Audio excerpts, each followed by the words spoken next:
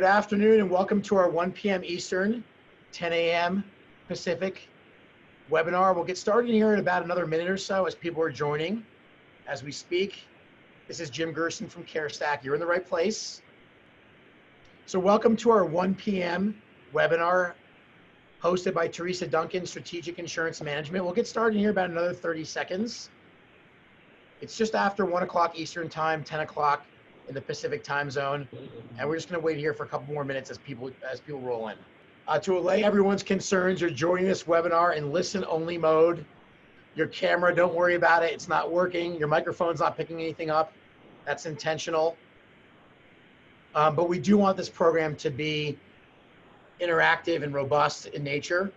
And so we will encourage you to use the Q&A feature at the bottom of your screen to ask questions as they come up. So Teresa, are you okay if we get started here? Is that all right? I would love it, yeah. Okay. So welcome everyone. This is Jim Gerson from CareStack, Vice President of Sales and Marketing. I'm thrilled to host Teresa Duncan today on our webinar series. And this is the first installment of this webinar series of getting your practice into full swing.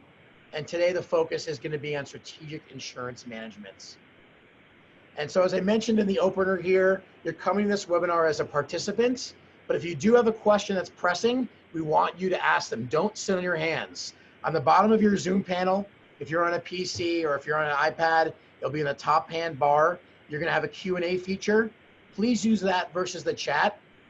Teresa has allocated time at the kind of near the tail end of her program to answer your questions. So let's make sure that we ask those, please. If you are really inclined and you want to raise your hand and actually engage over your voice on the computer, you have the ability to do that, but that is a little bit more complicated because you have to unmute yourself as well. So again, we're thrilled to have you today. On behalf of CareStack, I want to thank Darby Dental for being a co-sponsor and promoting this event. And for that, I'm going to turn it over to Jeff Daly for an introduction on the Darby Group. Great. Thanks so much, Jim. Appreciate the intro. And thanks everybody for making some time again for today's presentation. We're excited to partner again with CareStack and Teresa to provide some actionable intelligence to our mutual customers. A quick shameless plug about Darby. What you may already know about us is that since 1948, we've been partnering with our customers to help keep their dental supply costs down. What you may not be aware of is that over the past 10 years or so, we've been working hard to build a suite of solutions to help resolve the challenges that our customers tell us they face on a daily basis. Today, that suite of services includes things like IT services, mechanical equipment, and a number of others. Finally, and maybe most salient given the current times, just a reminder that for our entire 70-plus year history, all of our account managers have worked completely remotely with our customers. So that means no extra bodies walking into your practice, disturbing the workflow, or just challenges that you have to work around. Our team of well-trained experts is 100% functional from the safety of their homes and standing by to help dental practices in any way that we can. We do have a number of recovery programs that are in place that our account managers would be more than happy to tell you about. So if you're interested in learning a little bit more about how we can help your practice, please definitely feel free to reach out to one of our account managers. And with that, I'll turn it back over to Jim. Jeff, thank you for the introduction. Teresa, we just lost your deck. If you don't mind sharing it one more time, if that's okay. Sure, yes. I was wondering what happened there. No problem. Oh no, we got to get this show on the road. There you go. Great, thank you, Teresa. And so this is sure. the little bit of CareStack that you're going to hear from me. I think everyone's kind of familiar with my voice and name, having done 18 webinars now since the beginning of January. What we're excited about at CareStack today is that we've launched an additional product in our portfolio, and it's free for everyone in attendance today. This is called CareStack Virtual Office. This is designed to facilitate teledentistry from wherever you happen to be. So the beauty of this is that you can have a robust experience with your patients, with integrated video and charting and odontogram. You can push out forms so that they can complete the forms prior to the appointment. And oh, by the way, you don't have to wait 40 days for them to make payment because you can push payment right directly to them from CareStack's virtual office. So once again, this is completely free. This is all you're going to hear about it at the beginning of the program today. After Teresa's done, we're going to have a 3-minute demonstration by my colleague Dan Hall on what this looks and feels like, you're not going to hurt my feelings if you don't want to hang around. Maybe we're not a fit for everyone. We totally get that, but we think this is a contemporary tool that can really bring value to your dental office. And so if you want to hear about it after Teresa's done, hang out for 3 minutes and we'll talk about it a little bit more. So without further ado, Teresa, the floor is yours. Please take it away. Thank you. All right, no worries. Thank you so much. And we are back here talking about insurance. Now, I went forward a slide. Here we go. How does it all fit together? Well, we have now a more focused view of what our cash flow is going to look like. So let's talk about that for just a second.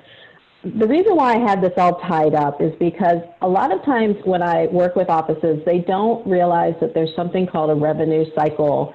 And so what we do in the office as managers and insurance coordinators is we are a real key part of that, what we call revenue cycle management, RCM for short. You'll see that a lot in other industry writings and articles, and it's called revenue cycle management. The insurance system is a very huge part of it. Now, we also need to break that down even. Any insurance coordinator on here knows that there's a lot of moving pieces with making sure that your system is strong, and at any point, one of these, if you're not up on it, can really impact your cash flow in your office. And so that's why I wanted us to focus on all of this as a cycle so that we can make sure it is cohesive and everybody in the office understands the role that they play. Even the clinical people have a big role in the insurance management side of it.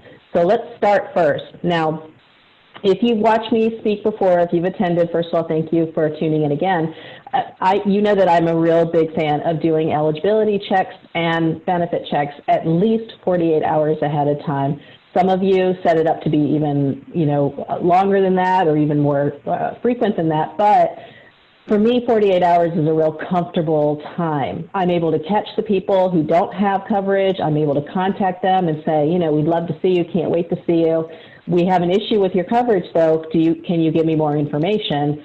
And that way we don't necessarily have the last minute shuffle and waiting on the insurance, waiting on hold while the patient's standing right in front of you. So checking these eligibilities about 48 hours ahead of time gives you some lead time on it. So the problem has become, though, that when we check it, the automated system, although it's nice and it does help, it really takes a lot off your plate, you will need to make sure that you've got the right information. And one way of doing that on the back end is when you process checks, the person who's processing the check, make sure that you're matching it up against any group numbers or sub numbers. And sub numbers would be, say the group number is 12345.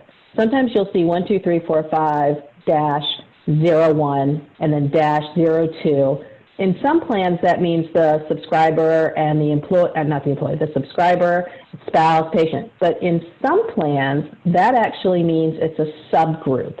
And so most of the time, the benefits are similar, but it's up to us to narrow that down. So rely on your electronic eligibility as much as possible, but always make sure to double check that on the back end.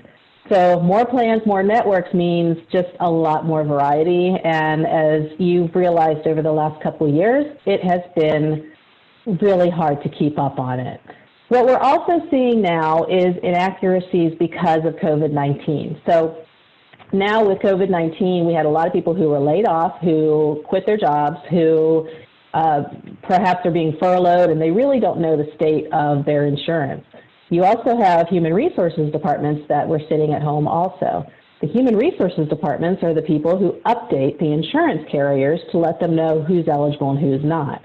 So you probably were doing your eligibility checks, they were coming back fine, and all of a sudden down the road, you're now getting notices that the patient did not have coverage at the time. And you're going, wait, I checked on this. That's why electronic is really good, because you have a reference number and you're able to use that when you talk to the patient. We'll get into that in a second. So it's not a guarantee. And believe me, we all know benefits and eligibility are never a guarantee, but it's the closest we have to being able to guide our patients in the right direction. So I want you to let the software work for you. I know this is a lot of text on here. Let me just walk you through it. let the software work for you. I want you to use fee schedules in the computer, and then that way the computer is making the calculations. You're not sitting there doing the math on the side and making corrections. And, you know, from a patient point of view, if you bring me a treatment plan and it's got marks out on the side and you're, you know, don't worry about this price, don't worry about that price, I would be very suspicious and not too confident in what I'm seeing. So I want you, if you're going to give them a financial plan, make sure it's as clean looking as you can and as accurate as you can get it. So again, with the COVID-19, let's talk about how this affects our collections, not just insurance, but collections overall. We are probably needing to change how we do this. Now, most of the time, the offices that I had gone into and worked with, they just weren't as strong with collections as they could have been. And of course, we firmed that up. The reason being is it's tough to ask for money. And some of you are on here going, no way, I love asking for money. I get it, I'm one of you. But for a lot of people, it's really tough to ask for money. And it's tough to ask for money when you're not sure what's going on because you're not sure the benefits, it's not entered in the computer, whatever the reason is. So what we learned, though, from COVID-19 is that we need cash flow. So maybe a lot of you were thinking, you know, look at my 90 days. You had time, you ran the reports. Look at my 90 days. Look at all that money that's just sitting out there. I really need to redo our collections protocol. And you're not the only one. So a lot of offices have always asked for deposits to make the appointment or having them pay their co-insurance at the time of scheduling. There's nothing wrong with that. There's a lot of people who are doing that, a lot of offices who are doing that. So you may want to consider. So this is not a collections class, but it is something that is worth really taking a look at and seeing if it's working for you. If you felt that if you feel that there's too much on the books, now's a good time to revamp it because this COVID's the great excuse. You know, we used to do things that way, but with COVID, we had to change things up. And I know we used to bill you this way, but unfortunately, we have to change that now. This is the great excuse. So let's at least, you know, if the world is going to give us lemons, let's make some lemonade out of that. You may want to also be better with your phone conversations, or not phone conversations, your in-person conversations, and get in the habit of asking for deposits, or just get in the habit of saying, this will be due at the time of your appointment. When you come in, you'll stop in and see me first, and we'll take your co-payment amount, and then they'll see you in the back, and you won't even have to talk to me at the end of the appointment. Now with masks and everything, it's a whole different ballgame with that too. So remember how I said on the last slide that the eligibility, you did your due diligence, however, it comes back being denied. So I wanted to give you some steps on that. And the way this ties into your insurance system is that you are taking action on a gap that you didn't anticipate. So you don't feel bad if this happens. This is beyond your control. But the steps down here are what you can control, and you're needing to recapture that revenue cycle management. You're needing to recover that revenue that was lost during the insurance system. So if you see a denial, I want you to call the patient, and if you can't leave a message, I get it, I'm going to give you the verbiage for that. And I want you to send the bill on the same day, or send it out electronically, however it is that you do it. You could text it to them to pay also. Here's my message, and maybe even my text, and it doesn't break HIPAA. So this is why it's very bland, but it tells you, hey, you need to keep an eye out for something. So depending on which system you use to communicate with the patient, could you keep an eye out for correspondence from us? We sent an important letter your way concerning your benefits. We just sent you a message concerning your benefits. That's all that you need to put on there. That, you know, don't get into personal information, and that hopefully you get a call back. So on a collections note, again, it's not a collections webinar, but on a collections note, if a patient is ignoring your calls for this, chances are they're not intending to pay the bill, so you need to go pretty hard on them. I would not wait more than 2 days in between trying to contact them. And some of you are like, no, wait, what do you mean 2 days? Every day. I know. You have to do what's right for you and with your schedule. But honestly, every 2 days, I would do it one more time. And if not, they're going to get a letter with a strong due date of about 10 days out. And then, you know, you have to decide what you want to do. Again, not a collections protocol, but somebody who doesn't call you about an outstanding bill when you specifically ask them to, that's a problem. And so we need to look at it that way. Now, let's talk about the surprise bills, though. So the eligibility is one thing. That's something they got to hash out with their HR, or if they knew about it, that's a whole different story. But when it comes to the financial information we're giving them and it comes back completely wrong, they hate surprises. I get it. I hate surprises, too. One of the worst feelings is going to the car dealership and thinking it's going to be something, and it turns out to be something really big. So I would love for us to not be put into that category where, you know, basically they think they're coming in for something and I knew it, I never get out of there without paying another $500 or something like that. Let's be really accurate with our co-payments. Co-insurance, their cost share. This is part of the revenue cycle because, first of all, we're capturing the money that we need on the front end, right? So the money that we know is going to be due to us. Also, it's increasing the confidence with the patient so that they know when they come to your office, it's as close as it's going to get. So let's talk to them about deductibles. If they ask, you know, why is this so much? You let them know deductibles have been rising. This is something that you've noticed. The yearly benefit, and by the way, I have it on here. Don't call it a maximum. Maximum implies a stopping point.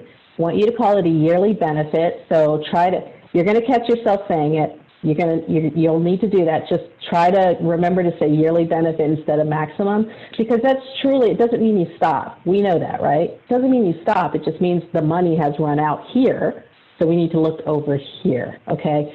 So you could say, you know, I know that it used to be 2 cleanings per year is what you would get, but now they're looking at doing them 1 every 6 months, or, you know, 2 in 12 months, and then the rules are a little bit different. So when you are talking to the patient, let them know what we're finding is that more of the cost is being put onto the patient. And you know that to be true. You've seen that. The way these plans are designed nowadays, more of the cost is being shifted to the patient.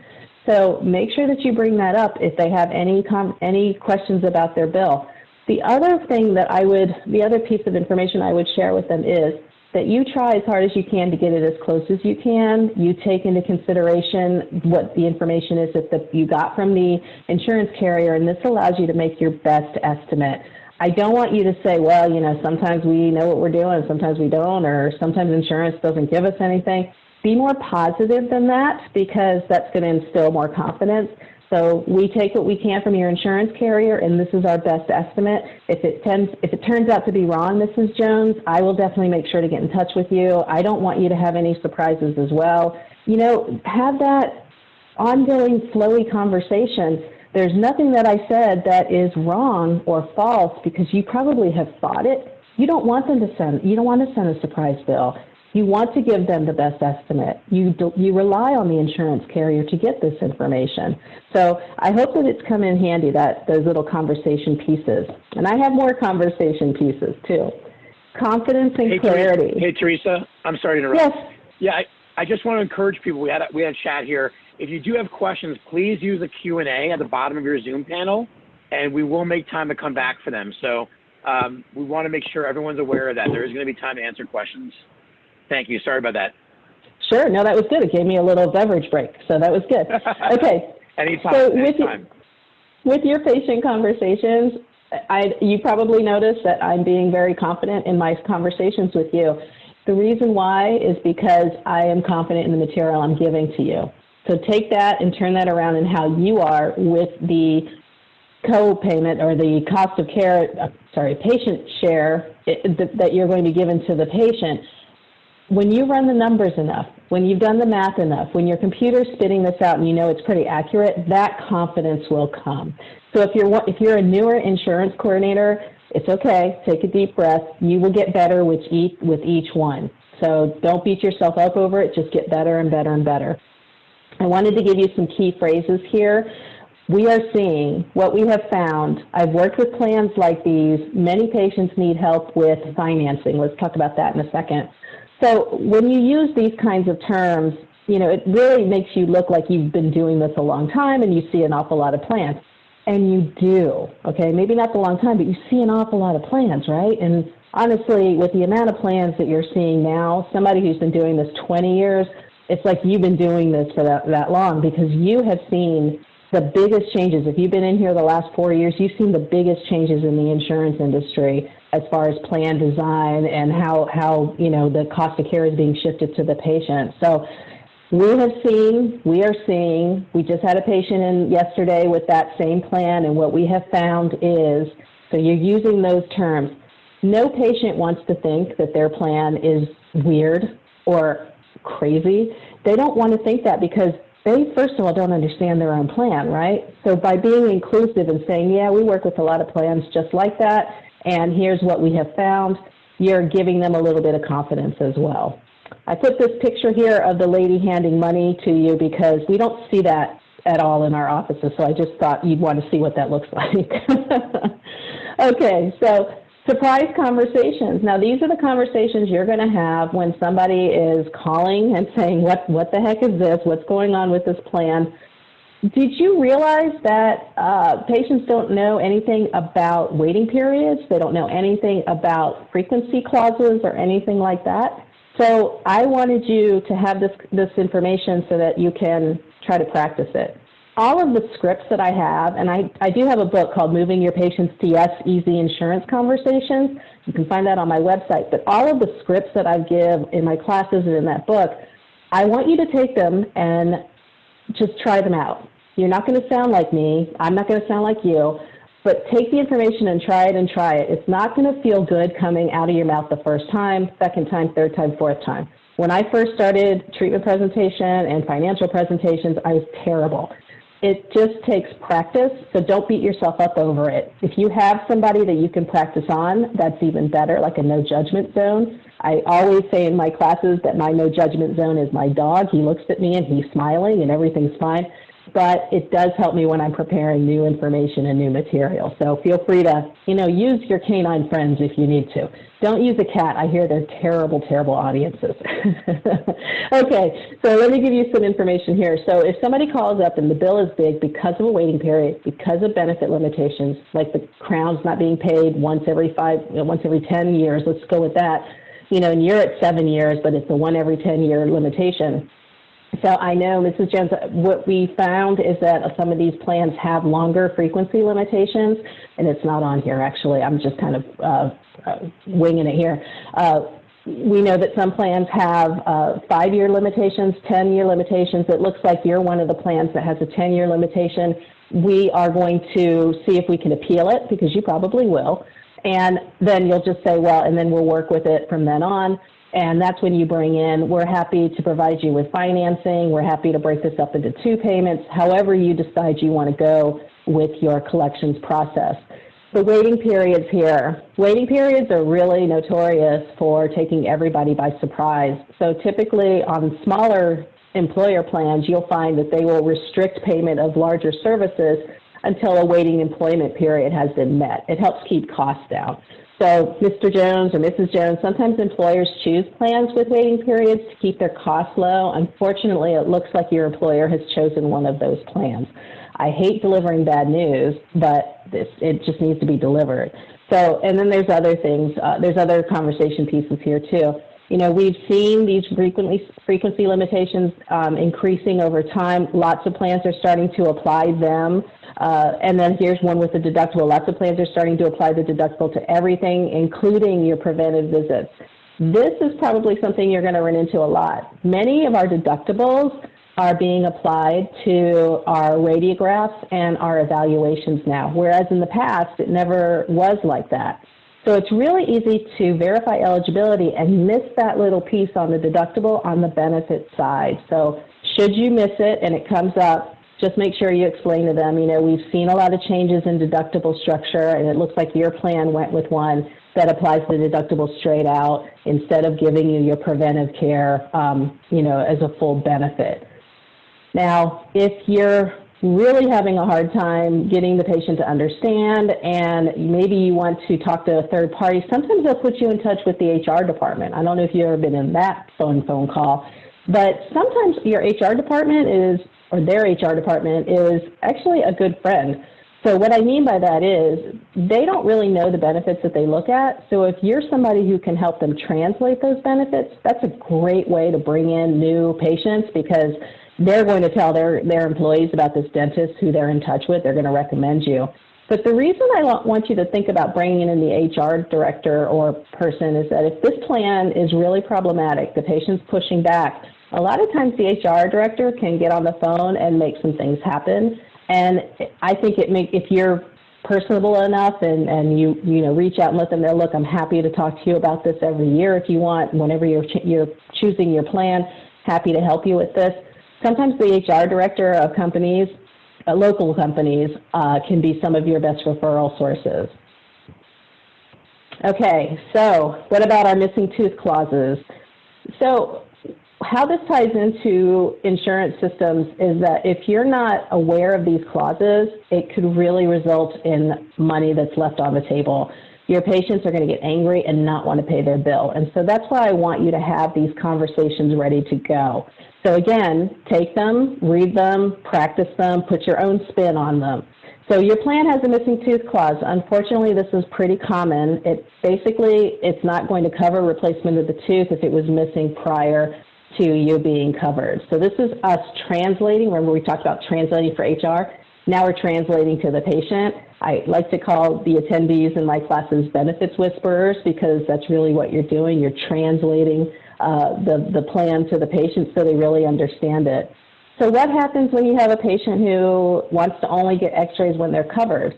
Well, and they're not covered, but once every 5 years. And your doctor has taken a look at this patient and said, no, I need a full set today. So here we go. The doctor's recommended that we take a full set of radiographs today. Your plan covers one every 5 years, and we're here at the 3-year mark. The doctor thinks that's actually too long of an interval, and he'd like to do it sooner. Now, typically the insurance coordinator isn't the one that's going to be giving this conversation, but you might be having to make it up on the back end, like as far as explaining why they did it. But this is something to go over with the clinical team.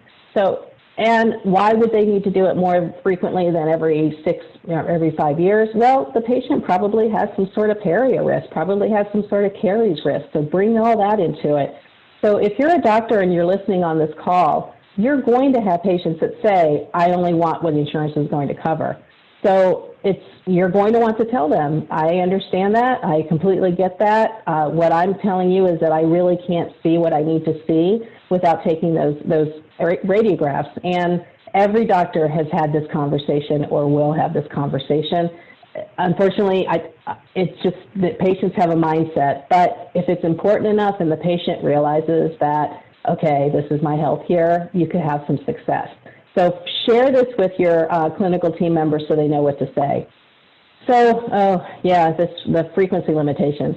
So your policy covers replacement of crowns once every 10 years. I know it's only been 8 years, so unfortunately this will not be covered. We'll send in the documentation, but they'll likely deny it, which is the truth.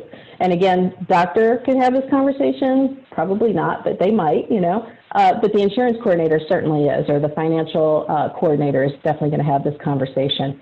So the fact is that yes, they're not going to cover it because it's not 10 years yet, but that doesn't mean it's not needed, and the doctor has diagnosed this, this, and this.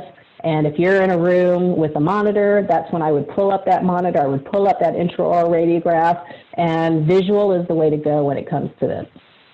Okay, I hope that helps.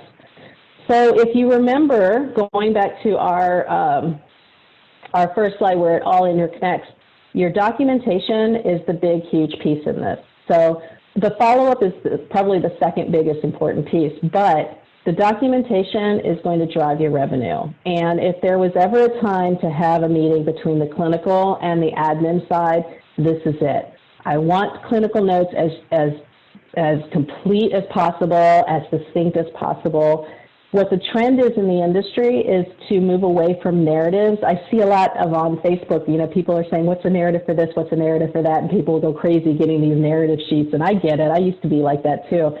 But what I want you to think about is, if your doctor has great clinical notes and to start with, you don't need a narrative. I promise you, you do not need a narrative. I've been doing this for about 2 years. We've been sending in nothing but screenshots, and I've been working with 4 other offices, and we've been testing this.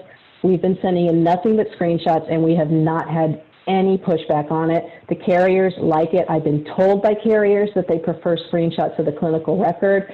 So I want you to move away from narratives. Who has time for that? Go towards screenshots. Now what that means is that your doctors have to have really solid notes. So again, that's going to be a meeting that you're going to have. We need clear intraoral images, and we definitely need labeled radiographs. So clear radiographs as well. No cone cuts, no blurring, no nothing like that. So issue with COVID-19 when it comes to patient appointments is that if you have extra visits, right, then that means there's going to be more cost involved for you and more risk for the patient. So if you have a patient who wants to come in and do it all at one time, and I've seen this, I mean, I'm still working with some offices, I've seen where patients are wanting to come in only once and they don't want to come in multiple times. So if that's the case, and I think scaling and route planing comes to mind here, if that's the case, I need you to have in the notes as well that the patient prefers to consolidate the appointment, that they are the ones who are requesting this. Now, if they understand the risk, a lot of people are going to fight with the carrier on this because they don't want to come in twice, and it's a hard thing for the carrier to argue with, right? So that 2 quadrants per date, I have a sneaking suspicion that they're going to be a little bit more lax on that because of the COVID-19 risk. Now, if you have nothing about COVID-19 in your notes, then that's a little different. So I want you to have in your notes, patient is concerned with COVID-19, of course, if this applies. And then that way, hopefully, you'll have some extra documentation to get your claim paid. Patients are asking to come in as few times as possible. So let's help them get all of their work done in that one appointment. And the benefits, what you do is you tell them what could happen, and that's you being clear, right? Then you'll tell them that you're going to fight for their carrier payment. That's you being clear as well and confident. And if the insurance carrier doesn't pay it, yes, you're going to help them, but they're the ones who ultimately knew that this could be an outcome. Now, I wanted to also go over one issue that I see, and this comes up in my classes a lot. What happens when a patient comes in and we need to do perio maintenance because they've had scaling route playing in another office? We just don't have a proof of that. The patient has come in. We obviously can tell it's a 4910, but the patient came in without records. How are we going to get it paid without the patient records? This is a problem. So if you can't get a hold of the patient records, what I want you to do is make sure that in the comprehensive evaluation, someone documented patient will attempt to get records. Patient states that he had scaling and route planing in 98 or 2006, Make sure it's in the record, and then any other times that you've attempted to get that record, you want to have that in there. So previous treatment not provided by the patient, that doesn't mean that 4910 shouldn't be covered, but it's going to be harder. So again, it's all up to you on how you have your documentation set. Okay, want to make sure we're good on time. Okay, let's go over aging reports. This is numbers. I love numbers. I love numbers more than teeth, if you can believe it. So let's get into the numbers here. We have 2 types of aging reports that you typically run in your practice. I'm going to really focus on insurance aging right now, but I just want to touch on your regular aging report real quick.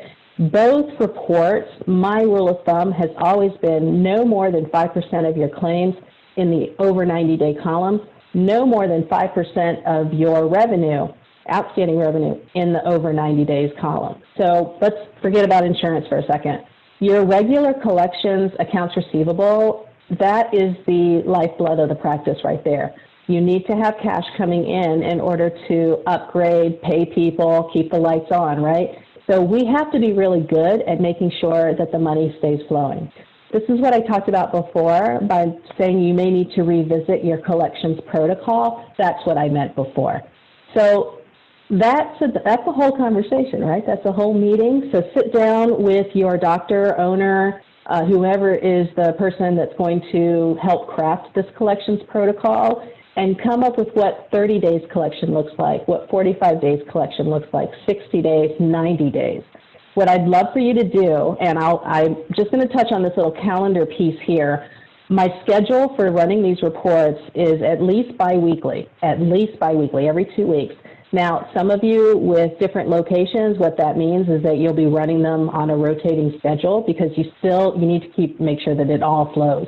And if you're running a multi-location practice, I did it for years, it is tough. You tend to want to do it all at one time, but sometimes the demographics are different. That's a whole different conversation. But it feels like Groundhog's Day when you do one in one office and one in another. So I like to keep a week between those. I would keep them about a week separate so I didn't feel like I was, a hamster on a wheel here. So biweekly, and if you are in a small practice, you probably could get away with doing it once a month as long as you know. So here's the trick. If I were working with you and I said to you, okay, how many claims do you have over 90 days? And you said, oh, I don't know, 5, 6 claims over 90 days. If you can't tell me what those claims are, then I know you haven't been working it. So you're not really working it. So anybody who's a insurance coordinator on this call who is monitoring the aging reports, you know who your biggest outstanding claims are because you've been working on it. It's the biggest pain in your butt. So hopefully you would be able to tell whomever is asking what the claims are. So take that aside. Let's talk about that daily part here. And that's really what scares people is the daily. When I say you should be running your statements daily, there's 2 groups of people in my audience.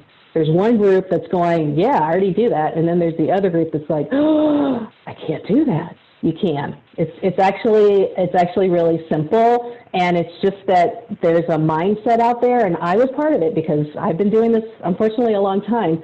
The mindset is that we need to send out every 30 days. Your software back in the day was set up to do every 30 days. It was a default, and somehow that became industry standard. So what I want you to do is set up your system so that you are sending your statements at the end of every day, hopefully electronically, but if not, print them out and mail them. You're going to send your statements every day, and what you'll do, that first batch is going to be huge. It is. You're going to set it up, though, so that the patient doesn't get a statement except for once every 30 days or 25 days, whatever your protocol is, so that when you run the report, say you do this on a Monday, when you run that statement on Tuesday, you're going to catch the people who haven't had a bill in the last 25 days. Let's just go with that. On Wednesday, it's going to be a smaller number. It's going to even out. So the logic behind that is it's going to even out your cash flow. You're going to bill for things and keep that cash flow going rather than waiting for the once a month mark. Now, if going to daily statements scares you, I get it.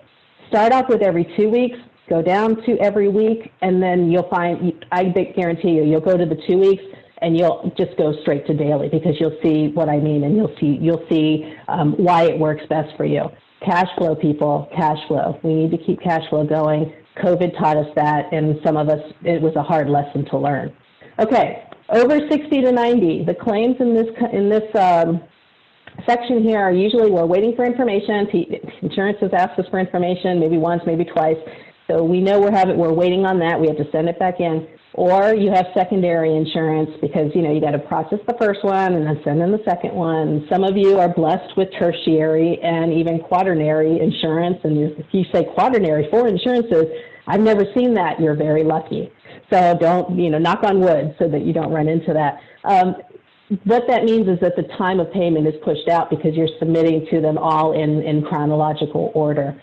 So if I looked at your report and you couldn't tell me what was in your over 90, I'm concerned. So that's a tip-off for me. And the people who could tell me were the ones who really were running the show well. And I've worked with a lot of great insurance coordinators who were doing that. Now, when I run my insurance aging report, what am I looking for? I'm looking for, if I look at the ones that are aging to 45 days or 60 days or 90 days, if it's one carrier that's aging out, then I'm probably having to submit a lot of information for this carrier. It's possible if it's one carrier that you may be on a watch list. They may be watching your submissions and they're asking for additional information because they're watching your submission. It could be that your clearinghouse has somehow dropped the connection between you and this particular payer. But you're not going to catch it unless you're looking for it, okay? So the resubmission patterns, is there one insurance company that you have to resubmit things over and over to? First thing I would do is call the practice management system and let them know, hey, there's an issue here, and let them work on it. And the other one is to call the carrier and say, what's going on here? There could be a break in the connection. A lot of times, too, when we bring on associates and partners, sometimes these NPIs and these statuses get mixed up, and that could be an issue, too. But again, you're not going to run into that unless you're looking for it, okay? So it's gonna just kind of happen for over time, and then you're gonna realize you have, 6 months worth of stuff that you need to clean up. If you are calling the carrier, what I want you to do is make sure that you have a reference number for the carrier call. So every phone conversation you have with the carrier, there is a reference number attached to it, and I need you to ask for that whenever you talk to the carrier. And always record your interactions and set yourself a reminder to follow up. Like if they said this claim is going to be cleared by the 15th, you're going to set yourself a reminder on the 18th. If it's not there yet, you're going to be calling. Okay, additional reports to watch, and I love this guy. He's so adorable with all his money. I would love to take all that money because that's how I'm wired as a financial coordinator, right? Okay, so let's look at the other report, which is unsubmitted claims, and this should be a quick one. This is a quick report that you run to catch any procedures that are outstanding that have insurance, but no one claimed it. So hopefully that's a quick report, and hopefully that's just a big fat blank page, because everything's going well. But you want to catch it just in case it doesn't. Your claim submission report, I also want you to take a look at this because carriers do send requests back on that. You will find this report after you send in your electronic claims. You'll get the report back. It's usually the first report of the day. That report will come back, and it may have requests for information. It will have rejection notices if it's applicable, and that's going to give you a chance to catch that before they message you or send it by snail mail. So oftentimes you can catch this within a day and get it back out the door with the correct information. One additional report to watch that you wouldn't think applies to insurance, but it does, is your referral report. So a lot of you participate with insurance. And some of you are thinking, I need to stop participating with insurance. Well, some of the conversations I've been having with dentists recently, I do offer strategy calls, 1-hour strategy calls, and a lot of the conversations that I've been having lately are circled around which carriers do I drop. When I ask them which carrier has sent you the most patients, which carrier gives you the most revenue, there's not any answers because they haven't run that report. I want you to keep track of which carrier sends you the most patients, which carrier doesn't send you very many patients. They don't send you many patients and you don't see a lot of them. Why are you still participating with that particular plan? So that's some dead weight that you can drop. Another reason why I'd want to get rid of dead weight carriers that I'm contracted with is hopefully they don't contract with another one and then your name is suddenly leased out. And if it turns out that one particular carrier is sending you a lot of patients and that's the one you want to drop, we need to really take a look at the impact on your practice. Doesn't mean you can't drop them, just means we need to be real about the conversations we have with our patients and be real about revenue expectations too, because that's going to be a hit.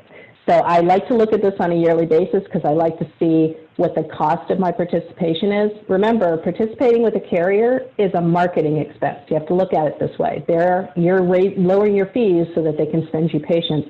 And if it's not working, it's not working. But you're not going to know that unless you check.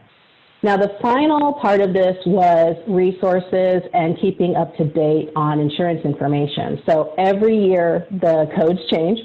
And every year you should be getting an updated code book. We've had so many changes in the last couple of years. So if you have one from 2 years ago, there's a lot of changes there. So I advise that you put in your budget every year about $200 to $300 every year and purchase some good code sets. Dr. Blair's book is like the Bible. Everybody refers to it. I like that book, and I also like the CDT book. It comes in a bundle, and there's also an app, too, so that's kind of cool. The Coding Companion is one of my favorite books out there because it has so many different scenarios that they go by, and so you could flip to it, and there's probably a question that pertains exactly to the situation you're in, and there's the codes. So basically, what codes do I use? Bam, bam, bam. So I really like the Coding Companion. I actually used to use it as a training guide when I was working with offices. And then my book is called Moving Your Patients to Yes, all about insurance conversations. I've got conversations about patients with Delta, conversations with bringing them on, talking to them about their benefits ahead of time, follow-up conversations. So you can find that on my website. And also on my website, along with a lot of information about my podcast and all of that and speaking events, you can find, I have a ton of free webinars on there that I've given over the years, and hopefully they can help you with that as well. You can always connect with me on my podcast. I talk a lot about coding. I can't stop talking about coding and management. My new podcast, Chew on This, is coming out soon, but my Nobody Told Me That podcast has been around for a while. One of the most popular episodes is when I broke down the lawsuits against Delta Dental that several companies had filed, including the ADA. So if you're interested in that, you can go back and look at the past episodes. And with that, I'm going to take questions, and this is my moment of zen for you because I talked. I gave a lot of information, and it's going to be up to you to go back and implement it. So it'll be easy, but don't do everything at one time. Then it won't be easy. Do one thing at a time, and then you'll see that over time, your insurance system will be really steady. But it's not a set it and forget it. You have to keep working on it. So, but really the first step to having a solid insurance system is seeking knowledge on how to firm it up, and that's what you've done. So congratulations. Teresa, well done, well put. It's always challenging to lead a webinar, right? When you're talking to a computer screen, you can't read your audience. That's why you need a dog sitting on the, you need a dog on the other side. It was very engaging. We do have a question that came up here. There's a couple of them, and I want to encourage people to use the Q&A feature. And so the first question is, what if someone has Blue Cross Blue Shield medical plan that covers for children, preventative only, $6,000 deductible, plus Delta Dental. We are not in network with BCBS, so this means I will not get an EOB from them, and Delta will not without a copay at primary. So I hope that makes sense. There's some shorthand here. It does, and unfortunately, you heard that right. She said $6,000 deductible, right? Is that what she said? Oh, bless you, Jim. She said $6,000 deductible. Yes. So for some of you going, wait, is that a typo? No, she's right. Some of these pediatric plans do come with deductibles of $6,000, $8,000. I've heard as high as $13,000 because it's included with the medical deductible, right? So yeah, they're not going to send you the EOB. So what you need to do is be very clear with the patient. Listen, you're going to get some information that I need in order to file the second claim. So as soon as you get the information from Blue Cross Blue Shield, I need you to fax it to me, scan it to me, bring it in to me so that I can file the claim for your Delta. If I don't get that, I can't try to get money from them, and that's going to mean that it's up to you to cover the expense. When you tell people they have to pay, they suddenly become very responsible. Well put. Another question we have here, and one of our viewers was asking about, anecdotally, because you don't have a huge sample size, how have the insurance companies acted? How have you perceived, how are they acting now the offices are reopening? Like, what's the nature of how they carry themselves? This person's asking in specific, are they more or less flexible? But just in general terms, since you're working closely with insurance companies.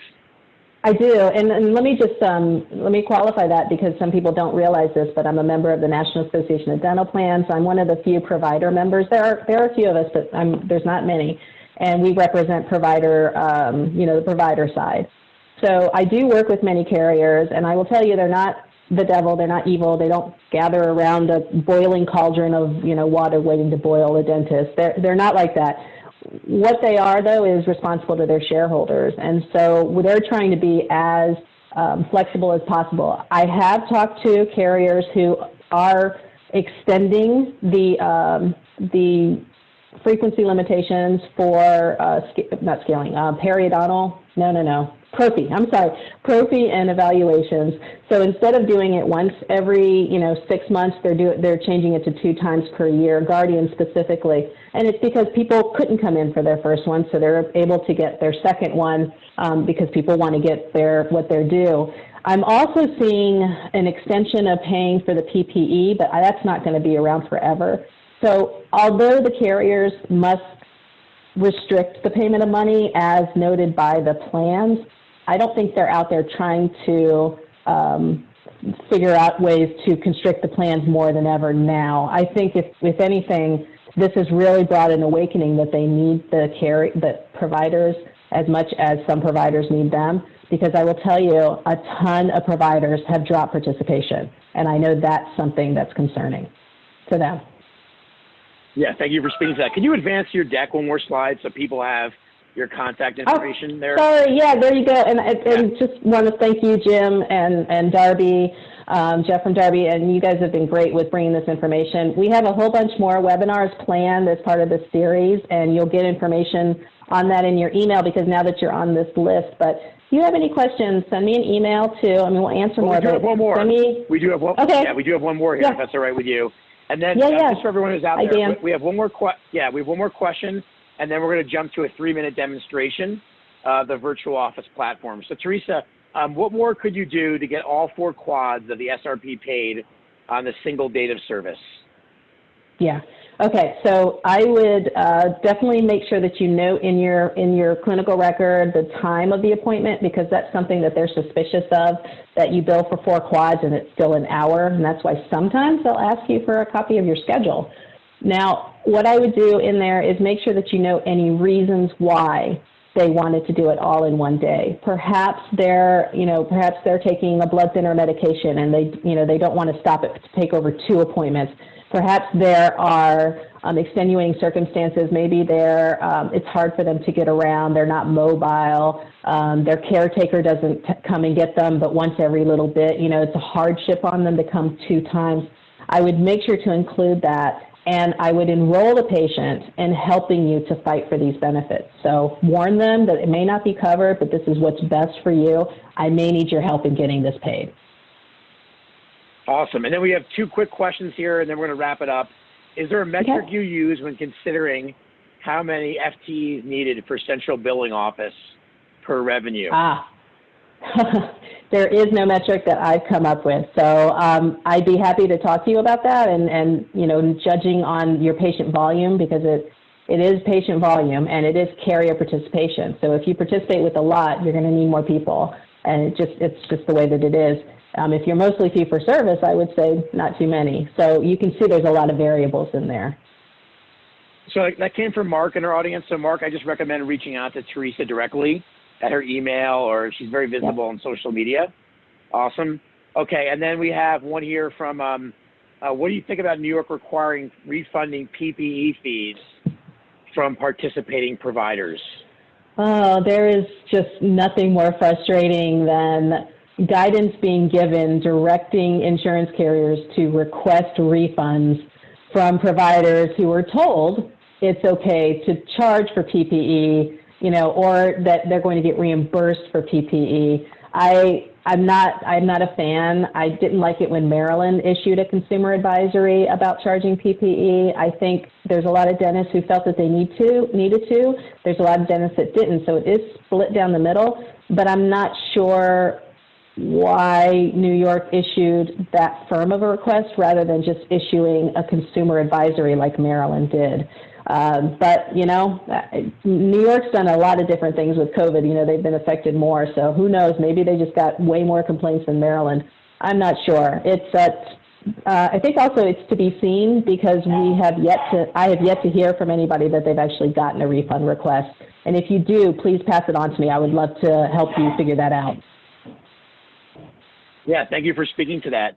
So on behalf of CareStack and Darby, Teresa, I just want to thank you for a extremely valuable program, especially with the tectonic plate shifting here, right, in our world. It's super timely. I would encourage you to reach out directly to Teresa, email, on social media, any way you want to reach her. And again, she's going to be facilitating a 4-part webinar series from us every other week pretty much, right, Teresa, through early October. Not to challenge you there, but I think that's what we're going through. So definitely tune in for more programs. Teresa, if you could advance the slide one more, if that's all right. We might have lost Teresa. She looks frozen. Hey, Dan, why don't you take over? I'm here, Jim. Hi, Jim. I'm here. Here we are. Here we are. Great. We lost you there for a second. Sorry. Thank you so much. It's okay. I'm going to shift over to Dan here. At the beginning of the program. Now, again, no one's here to twist your arm and force you to stay for this. You're not going to hurt my feelings. I'm a New York Mets fan. I'm used to rejection. My team, I never thought I'd be 12 when we won the World Series for the last time. So if you want to leave, go for it. if you want to hear about how CareStack's evolving to offer a program that really supports the dental community. And I want to emphasize that this is free of charge. So this is CareStack's virtual office, and it allows your practice to operate from anywhere so you can see and treat patients, you can send out for prescriptions, you can add clinical notes, you can have medical histories done online, you can text back and forth to patients and so forth and collect for it. That's really the essential part. So Dan, I'm going to turn it over to you. And if you want to hear more about, teledentistry after this 3-minute demo, please reply to the email that I sent you for today's program, and we'll sign you up for our complimentary program on Thursday at either 12 or 4 Eastern time. So Dan, the floor is yours. Take it away. Thank you. All right. I'm going to capture the screen share here. Bear with me 1 second. Jim, can you see my screen okay? No, I think Teresa, you got to stop presenting yours. Yeah. Let's see here. All right, Dan, now you're sharing. Go ahead, hit share, Dan. Yep, perfect. Great. Perfect. So yeah, I'm inside of CareStack Virtual Office now. This is the tool that we use to do virtual appointments, text to pay. So I've landed just on my home screen in Virtual Office. It's going to show me who I have appointments with and virtually for that day. And you can see, I have Robert, I have Dan here. And if I'm ready to start that appointment, when I've logged in on this home screen, I can hit the start appointment. Or if I'm going to request a payment before I start that appointment, I can send Dan a text message.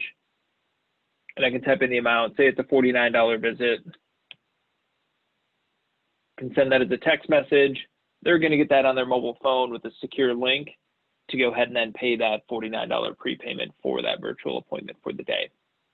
And on top of just, looking at it from the payment side of it, which I think is, an important piece these days, we also want to look at, getting their forms complete, right?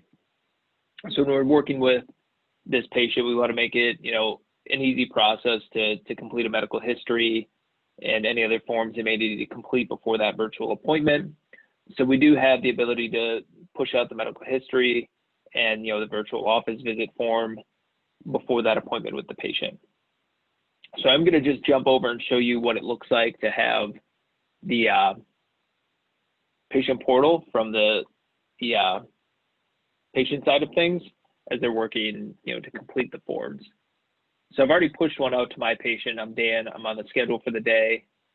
And if I jump over here and I see I'm in my patient portal, I'm just going to refresh because I did send a medical history out to it as well. So you can see I have a virtual consent form and I also have my medical history. If I click on that, I'm going to be able to go through that form. And as you can see, it's mobile optimized. So if I shrink my screen, it is going to stack everything vertically so they can do this on their mobile phone, from their computer, a tablet, whatever it might be. They can just click through, go to the next, and they can quick sign as themselves, or maybe it's for their child and they can sign as a parent. To capture signature on that, that form's complete. It's going to pull me back to any other forms that may not be complete. So maybe it's the virtual consent. Do a quick signature on that one. And I'll show you where these forms are going to go. They're inside the virtual office automatically. So there is nowhere they just don't get pushed out to an email address to hang out there until somebody on your staff grabs it. But if I click on Dan, if I go to my document center here, you're going to be able to see, there's my consent form, there's dated. If I click on it, we can open it up, see it with the timestamp and the date there, so we know when that form was completed. Same with the medical history, right? It's going to fall under the medical history, so that way you can review it. You can make notes next to the medical history form, etc. And Jim, I want to do a quick time check because we're going to wrap it up at the top of the hour, right? So I just want to jump in, see if it's. Yeah, I think it'd take about another minute just to show what the actual teledentistry user experience looks like. That'd be great. Absolutely. So I'm going to jump into that. So I'm going to start my teledentistry appointment. And my camera might not trigger everybody because I'm on a Zoom call using my camera. So it's going to be competing with the product inside a virtual office. But you can see it's going to pull me into the patient's chart, their odontogram. So like Jim was saying, I can take notes here. I can put a watch on a tooth pretty quickly. I can grab a templated note I might have filled out here. I could add a prescription for the patient. from here as well too, pretty rapidly. But if I start the call, we also have the ability to do a screen share. So this way we can walk through a treatment plan with the patient. And then they can see it on their screen as well too. So that way they're working from the same sheet of music you are. So that's what the experience is gonna be like on the clinic side. I do wanna quickly show here, Jim, just in the closing seconds, what the patient receives. Because as I showed during the patient portal, is we make everything mobile optimized. So we wanna just push the patients to a website. We don't want them downloading an app. The last thing we wanna do is turn your front desk into the Genius Bar at Apple and fielding all these phone calls. So the patient is gonna receive an email, date and time of their appointment, who the provider is, and then it's a link. And then there is also a reminder to complete their forms beforehand. But if I open up that link, it is going to take it to that private room that they're going to be meeting with the doctor. And then all it has is just a big red start call button. And again, this is another mobile optimized site. So if we shrink it, it's going to work on their mobile phone. All they got to do is hit the red button to start the call, and they're all set. And then they're in the room with you going through the consultation. I want to pause for a second, Jim. I don't know if any questions came up as we were walking through that. I know it's a really condensed